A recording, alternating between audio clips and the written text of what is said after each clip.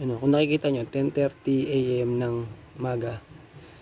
10:30 AM ng umaga yung ating ah, pinakamagandang harvest. Ayan, nakita nyo. 30.7. Yan sa harvest na yan. Kasi mga marbas yung natin. 30.6, 13.5. Yan. Ang double disconnect natin.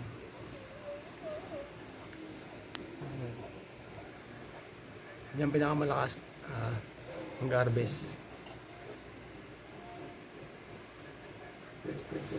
Yan, 10.2. Yan. Lakas, diba? Sobrang lakas.